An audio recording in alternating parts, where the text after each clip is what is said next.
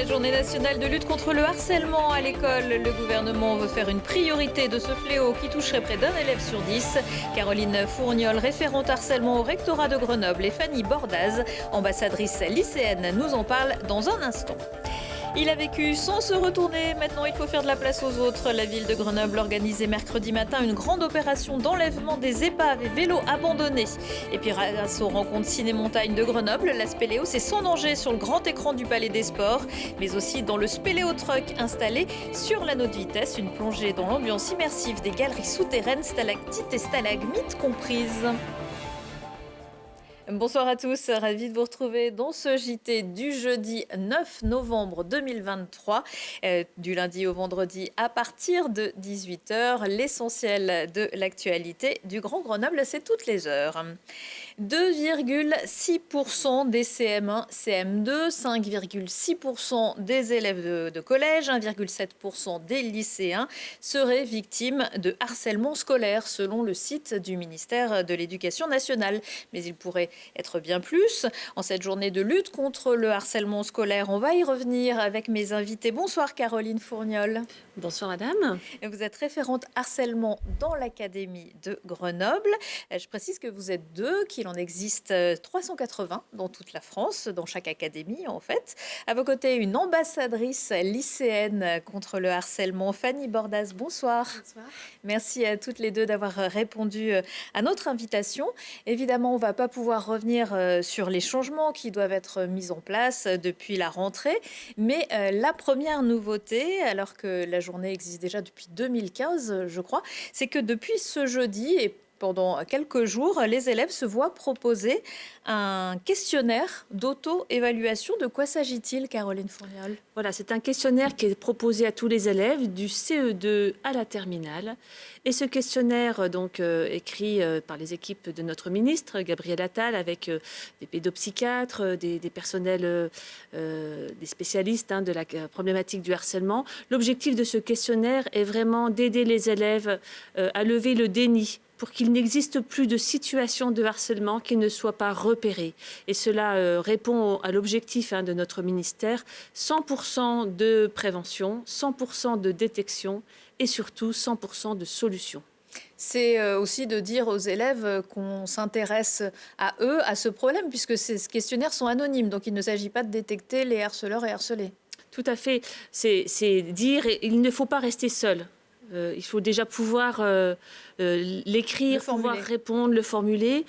C'est aussi repréciser pour toute la communauté que cette prévention permet de trouver des élèves ambassadeurs, de trouver des personnes ressources dans l'établissement. Et puis c'est aussi, si on écoute le clip de lancement de notre Première ministre aujourd'hui, ne minimisons pas la parole et le vécu des enfants. Alors, votre rôle en tant que référente harcèlement, en quoi ça consiste? À quel moment fait-on appel à vous? Alors, mon rôle, avec mon collègue Monsieur Vivier, est de déployer le programme phare qui existe et qui est mis en œuvre dans l'Académie depuis septembre 2021. Concrètement, c'est quoi ce phare? Donc l'acronyme prévention du harcèlement scolaire, mais comme un phare dans la nuit, c'est baliser le fait qu'il peut y avoir du danger et que ce danger, le harcèlement scolaire, peut être invisible. Et donc c'est aussi apporter de la lumière sur toutes les situations de souffrance des enfants. Et donc mon action au niveau académique est celle de déployer le programme, d'aider à la mise en œuvre effective dans toutes les écoles, collèges et lycées de l'académie. C'est donc de former des formateurs, d'accompagner aussi les référents. Nous avons 30 référents dans l'académie, dans les différents départements, pour traiter les situations de harcèlement. Donc 2 volets, prévention, traitement. Donc normalement, le traitement du harcèlement doit être le même dans tous les établissements. Tout à fait. Tout à fait, que ce soit des établissements ruraux, citadins, petits établissements, grands établissements, une équipe protectrice, une équipe ressource de 5 personnels dans les collèges et les lycées depuis cette année et dans les circonscriptions pour le premier degré. Donc 5 personnels formés pour repérer et surtout traiter les situations de harcèlement. Pendant longtemps, on a eu l'impression, alors la grande muette, normalement c'est le ministère des Armées, mais que du côté du ministère de l'Éducation nationale, il y avait un peu ce côté-là sur le harcèlement, c'était pas trop de vagues, on va dire non, c'est bon, vous avez un peu rêvé, vous affabulez, vous en rajoutez, c'est plus le cas. Non, c'est plus le cas parce que Un élève qui est en souffrance est un élève qui n'apprend pas bien à l'école et notre mission, c'est de permettre les meilleures conditions d'apprentissage à tous les élèves. Et puis, c'est aussi la question de cette souffrance cachée et de la peur. Ce matin, j'étais dans un collège en Savoie et les élèves ont choisi comme slogan de la journée « N'ayons plus peur ». Non à la peur. Alors, non à la peur de ne plus dire ou non à la peur aussi des témoins. De lever ce secret et de se rendre compte que des gestes anodins, des brimades au quotidien ont des effets qui peuvent être dévastateurs. Alors Fanny, vous êtes ambassadrice dans votre établissement. Ça consiste en quoi? Alors les ambassadeurs contre le harcèlement, c'est surtout de la prévention pour les élèves des écoles. Alors moi, c'est de la prévention dans mon lycée, mais aussi de la prévention à côté. On est en tout dans mon lycée, on est, je crois, 6 ambassadeurs, enfin, DRIS contre le harcèlement. On avait des garçons l'année dernière, mais qui sont partis. Et on est intervenu beaucoup dans les classes de CM1, CM2 pour faire de la prévention, parce qu'avec l'arrivée au collège, le harcèlement est très important. Alors justement, cette prévention, qu'est-ce que vous leur dites aux plus petits? On leur apprend ce qu'est le harcèlement, donc la définition du harcèlement de façon un peu amusante, pour qu'ils restent concentrés. On leur apprend donc à détecter une situation de harcèlement. On leur apprend ce qu'il faut faire quand il y a du harcèlement, donc en parler. Et on fait des affiches pour... Ouais. Est-ce qu'il y a lors de ces moments de rencontres, de discussions, est-ce qu'il y a des réflexions qui remontent d'enfants et qui vous étonnent et vous vous dites « Ah oui, là, il y a peut-être quelque chose. Effectivement, c'était bien de pouvoir venir en parler aujourd'hui ». Il y a parfois... Les enfants, c'est souvent des « et si ». Et on se rend compte que beaucoup d'enfants harcèlent sans s'en rendre compte. Et souvent, ils demandent « Et si je pousse quelqu'un plusieurs fois, c'est du harcèlement ?» Oui, si c'est répétitif, c'est du harcèlement. Et on se rend compte qu'en fait, finalement, beaucoup d'enfants harcèlent sans se rendre compte et sans forcément vouloir du mal. Mais donc, on se dit on a bien fait de venir parfois. Parce que le harcèlement, c'est aussi beaucoup le regard des autres. Le harceleur, il a envie qu'on le regarde, qu'on l'admire. Oui, c'est vraiment l'intégration de l'enfant dans son groupe. Et donc ça, c'est un enjeu majeur pour un enfant, un adolescent, d'être aimé, de trouver sa place. Et donc, si l'enfant arrive dans le groupe avec cette vision dichotomique du monde, il y a les dominants et les dominés, c'est terrible, parce que c'est un harcelé-harceleur, un harceleur-harcelé, et les places changent. Alors que la vision de l'école, c'est vraiment de laisser la place à la différence, de permettre d'apprendre la tolérance et le respect de l'autre, quel qu'il soit. Est-ce que, Fanny, vous pouvez nous dire pourquoi vous avez voulu être ambassadrice? Être ambassadrice, c'est quand même, on va dire, une fierté, parce que vous avez une mission? Oui, c'est un peu ça. Et aussi, j'ai vu beaucoup de cas d'harcèlement dans mon école primaire, dans mon collège. Et je trouve que c'est important de lutter contre, parce que c'est une souffrance des enfants. Et surtout, actuellement, on voit beaucoup d'enfants qui sont mal à cause de ça, parce que c'est une violence. Et donc, c'est important de lutter contre le harcèlement. Ça sera votre mission pour les prochains mois et oui, avec un renforcement. Oui, je voudrais souligner toute l'énergie avec laquelle Madame la rectrice nous engage dans ce projet. Je voudrais aussi souligner le travail qui se fait au quotidien dans les établissements scolaires. On parle beaucoup de harcèlement scolaire dans les médias. Dans l'Académie de Grenoble, cela fait plus de 13 ans que nous avons mis en place des protocoles et des dispositifs.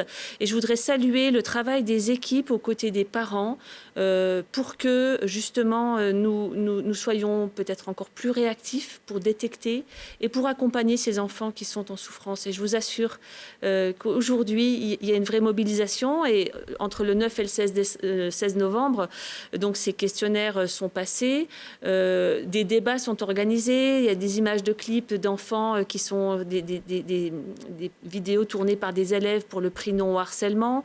Il y a vraiment un gros engagement de l'Académie de Grenoble. On a eu sous la pluie en Savoie un non au harcèlement par une chaîne humaine. On a eu des compagnies de théâtre qui sont venues se produire dans les établissements scolaires et faire réfléchir tous les élèves. Donc merci vraiment à toutes les équipes et à nos partenaires. Merci à toutes les deux. Je rappelle qu'il existe un numéro désormais unique à appeler, gratuit, anonyme, si on est victime ou témoin de harcèlement, si on veut en parler. C'est le 3018. Le 3018. Merci beaucoup.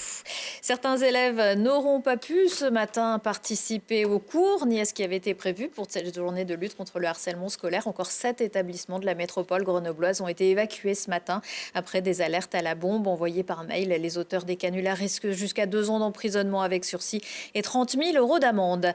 Trouver un endroit pour accrocher son vélo à Grenoble, c'est parfois le parcours du combattant. Les cyclistes sont de plus en plus nombreux, tant mieux, mais les arceaux extrêmement prisés dans le centre-ville.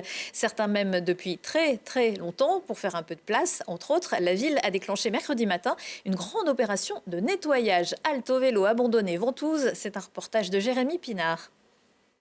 Libérés, délivrés et nettoyés. Si chaque année plus d'1 million de vélos traversent la ville, certains ne retrouvent jamais leurs propriétaires.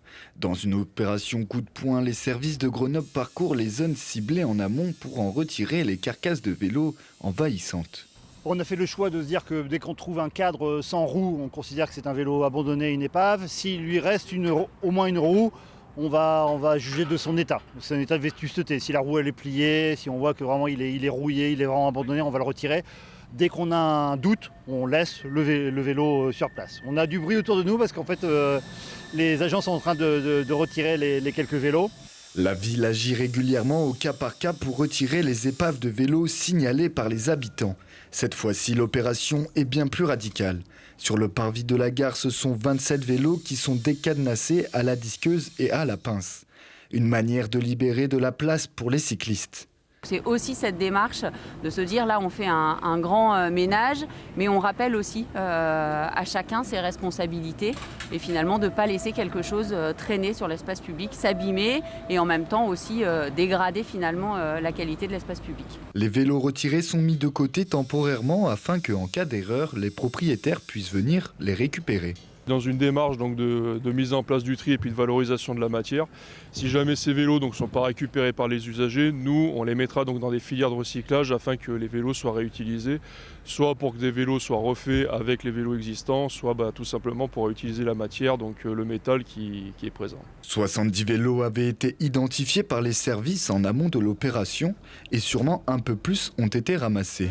Une première réussie qui ne risque pas d'être la dernière pour la ville de Grenoble. Et si vous constatez un vélo abandonné, vous pouvez le signaler en appelant le fil de la ville au 0800 12 13 14 ou en ligne sur grenoble.fr. Des vélos, il y en a beaucoup garés tous les soirs devant le Palais des Sports de Grenoble qui attendent leurs propriétaires sagement. Leurs propriétaires qui assistent aux rencontres ciné-montagne, les rencontres qui cette année proposent une nouveauté pour les enfants et les familles au parc Spéléo Grimpe sur l'anneau de vitesse. Lina Badreddine vous y conduit. Allez, il faut aller par là ou par là? Moi, je vais aller... Dans ces mondes souterrains, plus rien n'arrête ces explorateurs venus dénicher les secrets de cette grotte aux allures un peu particulières. C'est dans un camion que sont aménagés 45 mètres de chemin souterrain pour amener la spéléologie, même en plein cœur de Grenoble. C'était très bien, ça faisait un peu peur parce que c'était des zones noires. Il y avait plein de tunnels, il y avait une chauve-souris aussi. On avait des indices et on devait chercher ces indices dans la grotte. Et que j'ai bien aimé, c'est les trucs ballons là. Il y avait une piscine de ballons, il a bien aimé. C'était beaucoup noir, il y avait des tunnels, il y avait aussi une corde, on pouvait grimper, il y avait aussi des chutes. Grande salle, petite salle, passage étriqué, galerie bas plafond. L'idée est de représenter un peu tous les modes de déplacement existants sous terre, mais pas de quoi effrayer ces spéléologues déjà bien aguerris. C'était un peu étroit et il faisait noir. Ça t'a fait peur? Non, ça va. Et t'as pas eu peur? Un petit peu, mais ça va. C'était sombre, ça faisait un peu peur, mais pas trop. Mais il faut pas être claustrophobe parce que sinon... vous n'allez pas réussir à rentrer dans les petits tunnels. Voilà. Et vous n'êtes pas claustrophobe? Non. C'était top, on dirait une vraie grotte. On dirait, j'ai même stressé parce que c'était très étroit et je suis un peu claustrophobe. Et il aura fallu 10 ans à Yanis, diplômé d'État avec plus de 20 ans d'expérience, pour creuser ses méninges et faire naître l'idée du spéléotruck, qu'il a ensuite pu mettre en forme avec l'aide de spécialistes de décors de cinéma. Comme tout le monde, je vieillis. Et du coup, j'imagine bien qu'un jour, je serai plus capable d'emmener les gens dans les grottes en milieu spéléo naturel, je me suis dit que pour prolonger un peu l'aventure, une grotte artificielle serait plus simple à gérer physiquement. Avec la seule grotte artificielle mobile de France, Yanis a réussi à amuser la galerie et toucher parents et enfants jusqu'au tréfonds de leur cœur. Et sur l'anneau de vitesse, un mur de 6 mètres de haut a également été installé pour une initiation à l'escalade, le tout encadré par des CRS. Quelques-unes des plus belles voies du monde se trouvent aux États-Unis, mais ce ne sont pas vraiment ces activités que les organisateurs de la foire de Grenoble ont choisi de mettre en avant pour leur thématique annuelle. Direction le quartier français de la Nouvelle-Orléans ou la route 66 en Cadillac et en Harley pour Lina et Lucille. Bienvenue en Louisiane, enfin à la foire internationale de Grenoble, et on se croirait presque à la Nouvelle-Orléans parce qu'ici il y a tout, du New Orleans, des food trucks, on vous emmène aux États-Unis.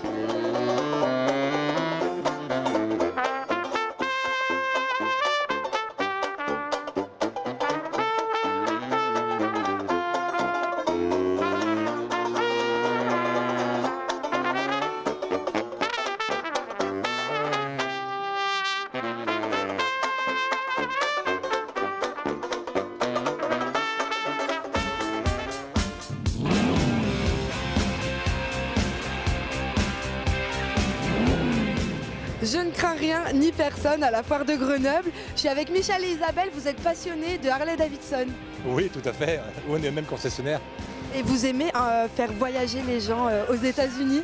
Ah, les États-Unis, c'est vraiment le rêve de toute personne qui possède une Harley-Davidson. Des grands espaces, c'est magnifique. Mais surtout, là, sur cette moto, on se sent en sécurité, elle est confort, elle est vachement bien. Ah oui, elle est très bien. C'est une 3 roues, donc un trike. Et en plus, c'est le modèle CVO, c'est le modèle haut de gamme, il n'y a pas plus haut chez Harley. Elle se conduit sans permis. Pardon? Elle se conduit sans permis moto, permis voiture. Donc ça veut dire que je peux la conduire? Tout à fait, pas de problème. Vous me la prêtez alors?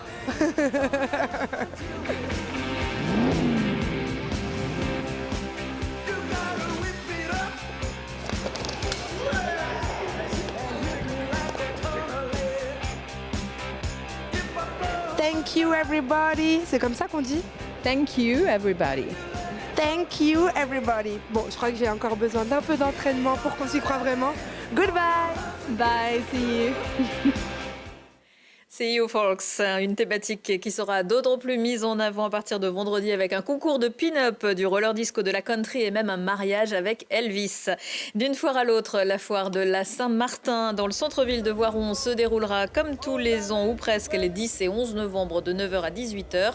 Des camelots, des buvettes, une fête foraine, un espace agricole et des animations, de la construction de cabanes en bois, de la sculpture sur ballon ou encore de la musique avec une batouka, un événement qui existe depuis 1356 et qui accueille chaque année près de 200 000 visiteurs sur ces 2 journées.